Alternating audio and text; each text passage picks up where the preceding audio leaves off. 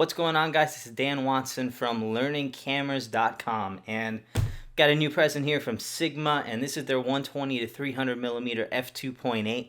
I've actually been using this for a little while. We've got the full review coming up, but I wanted to kind of give you a head start of what this lens is and take a look at it. So, here's a box, nothing special about it, but let's take a look at the lens. And it comes in this nice bag, which is really nice and handy because it probably doesn't fit most of your other bags, and this has a nice carry strap with it too, so you can actually use it for more than what you would think.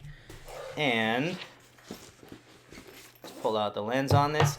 Alright, so this is a lens, and I must say this is a beastly lens. It is huge, much larger than what you would see from 70-200. In fact, this is a 70-200 for comparison, and you can see that there's a huge difference in size. There's also a massive difference in weight, probably about twice as heavy for the Sigma as the Canon 70-200 f2.8 IS2. So that's your comparison for this one.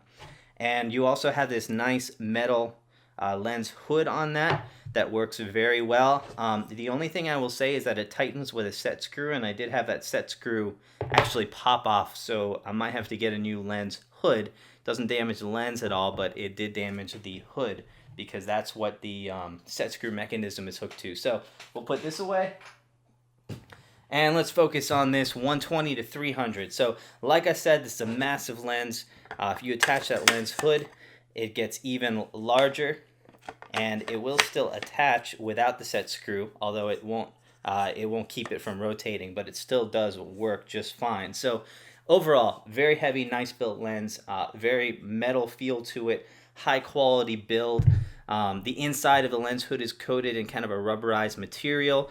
Nice rubber on the focus ring and the zoom ring, so it's kind of a bit on the stiff side for the zoom ring, I did notice. So it's probably even a little bit more than what I would normally like. And the focus, though, is nice and smooth, a little on the stiff side as well, like we've seen in a lot of the other ones, but nice and smooth nonetheless. So you have your display up front, you've got your mount for mounting on tripods.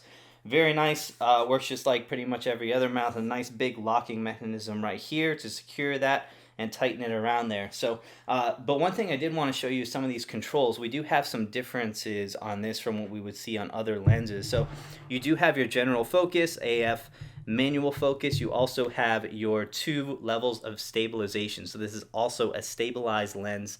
One is for stabilizing in all axes, and the other one is for panning, so it only is going to stabilize in one axis in case you're panning at the same time as needing stabilization.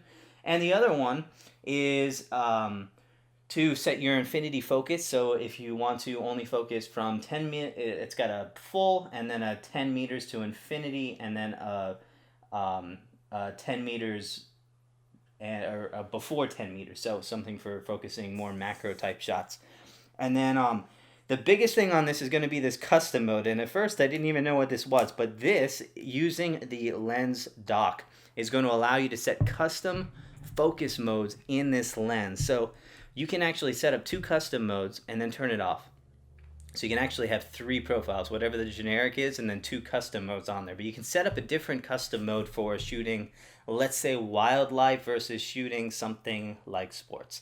So in case you want maybe something that's going to be a little more precise, if you're shooting a bird in a tree, for example, and not in flight, and then you want another custom mode for when you're shooting something in flight or a sports or something like that that might be fast moving, you can actually set up those custom profiles within the software, which is awesome.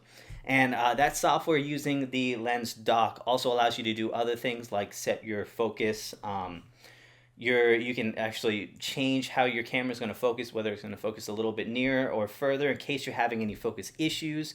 And also you can set that for various parts of the zoom range. So you can set 120 millimeters different to 180, different to 300, and so on. So you can actually customize this lens more than any other lens that I've seen. It's really something new when it comes to lens technology that we're seeing with this 120 to 300.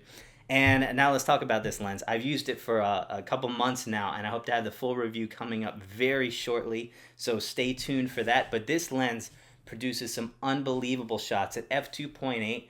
this thing is really just sharp across the frame.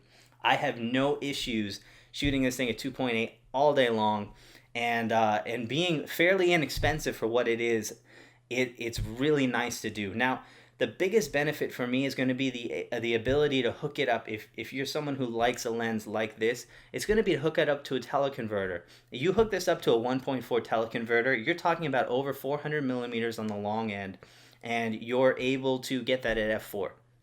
That's huge. If you were to get a Canon or a Nikon f4 400 millimeter, you're looking at $7,000 or more, depending on what you're going for. You don't get the zoom range, you don't get the wide angle, and you're stuck with that 400 millimeter range. Those are also very large, so you're not going to get any advantage really on that. And this is so sharp that you're not going to want anything else. So at $3,500, this thing is like a steal for what you can get on that. So definitely get something like this and a teleconverter with it. I mean, if you're spending this much money on the lens, definitely go for the teleconverter, and it'll work out very nicely for you.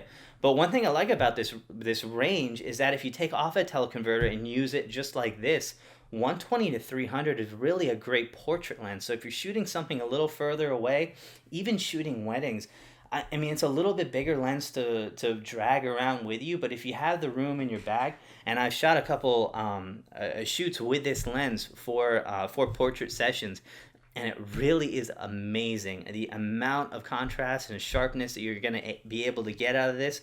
And it's so nice to get the compression of 300 millimeters in your shot. And you're talking about $3,500. You can't do this with any other lens and still get that ability to get the zoom range, f2.8 aperture. So I'm shooting portraits at f2.8 at 300 millimeters. The background just goes away like butter. So a super nice lens. I'm looking forward to doing the full review and showing you guys all the results. But that's kind of a first look at this lens. And stay tuned for more on this thing.